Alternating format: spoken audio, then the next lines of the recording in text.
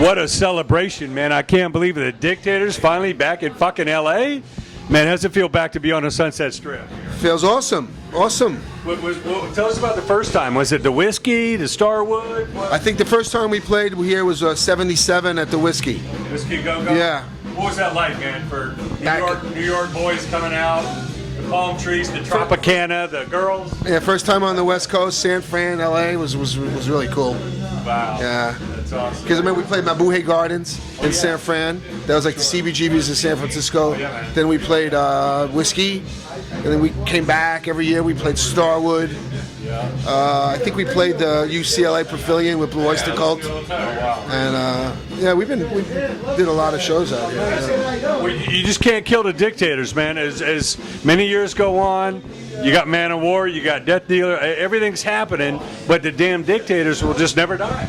It's a band that's immortal, I think. I think the fact that Richard and I didn't want to put the band down. So our brothers Scott and Andy, didn't want to play. Fine. Scott lives out here on the West Coast. We're an East Coast band, so we recruited Dean Rispler on bass and Daniel Ray, a member of our family, anyways, in Wild Kingdom. So he's on guitar, adds punk rock cred. Ramon's producer, and legendary stuff. Yeah. Now going back over the catalog, because you got so many songs to pick from. What are your favorites? What do you just insist has got to be in the set? Well, I think the songs that we play in our set now, set live now that are so stellar, Avenue A, Next Big Thing, Two Tub Man, Who'll Save Rock and Roll, Minnesota Strip. I mean, people want to hear that one. The fans, God bless them, they want to hear that stuff. So we're so lucky. We really are. And you know what? The band, we have the best touring band we ever had. And like Europe is blowing up. I mean, we offered so many festivals, so many places. We did 8 countries in May, and then we did 18 shows in Spain. And yeah, so it's amazing.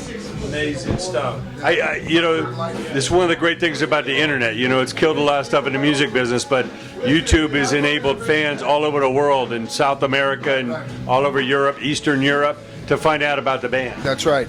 And when we played in Europe, not even in Spain, but Spain we're huge over there, but like in Europe, the rest of Europe, I mean, these kids are singing our lyrics. They're like 15, 16 years old, and we get these young kids know the songs, and so we're very fortunate. We put on a killer show, so that's what people want. Yeah. I heard it was raging up in Frisco last night. Oh my God, yeah, it was good. Great energy, and that never dies. Tell us about the other band, man. What's happening with Death Dealer? Death Dealer. Well, we were here last summer, and then touring our first record, War Master. We just filmed a video last month here at SIR, and we played a couple of shows here, and we're working on our second record now.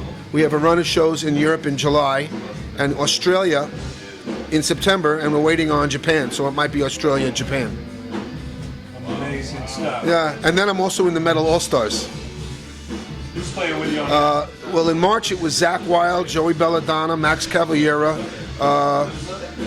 Cobra Page from Canada, the beautiful new heavy metal girl, me, guys from Shinedown, a lot of... where were these gigs? Was this South America, or where was this? In March was Eastern Europe. We did South America at the end of October, and then we're going to do Europe at the April 24th. We'll do about hopefully 19, maybe 15 shows. And then I meet Dictators. I don't even go home. I meet the Dictators in Berlin. That's insane. Now, obviously, all that you've seen in this business, the trends come and go, the record labels come and go, but what is that young guitarist, what is that young band in the garage up the street here really got to do to have a shot at what you do? Well, I think he's going to have to, first of all, when he's coming up and he has to teach him, he's learning the instrument, he can't get pigeonholed into one thing. I think if you have a broad concept of what your music is, like American rock and roll history, you have to know B.B. King, you have to know Muddy Waters, you have to know Eddie Cochran, you have to know James Burton, you have to know all the guys that set the ground for me and Johnny Ramone and Johnny Thunders and guys like that and James Williamson. You got to know that, and Ted Nugent and guys like that and Wayne Kramer. You got to know. You got to know the bloodline. You got to know it. If you don't know it, you can't start like you're a metal guy. You can't start with Eddie Van Halen. You got to be. You can't start with the alphabet on an M. You got to go A. Right. So you get yourself a big foundation of music, and don't listen to nobody, and play from your heart, and don't listen to nobody. Get good advice from a lawyer. Don't sign shit. Don't sign nothing until your lawyer says sign it. The lawyer that you trust, that's working for you. Sure. Yeah, we were here with Lemmy last night from Motorhead. He did his headcat thing, and Lemmy's roots are so deep, man. He said he'd been doing this before rock and roll was even around. Yes, he was. So again, if you want to follow in the steps of Ross the Boss and Lemmy, you better go way back and find out what these guys were into. Yeah, you better know what the fuck you're doing, because you got to respect, like this band here, the Prima Donna. Yeah. These kids know These kids know where it's at. Absolutely. Have to have respect for the past. They just didn't happen to be on the bill. They asked and worked hard to be on with the Dictator. That's right. And it wasn't just a passing thing. Right. No question. It was always good to see you, man.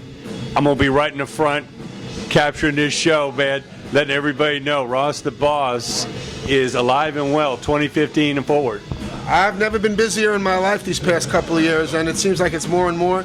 The more I play, the more I'm requested to play, and it's an honor. And I'm having more fun now than I had ever. I mean, I don't know. I had some fun in the set. Believe me, I've had some fun, but I'm having fun now because people really appreciate it.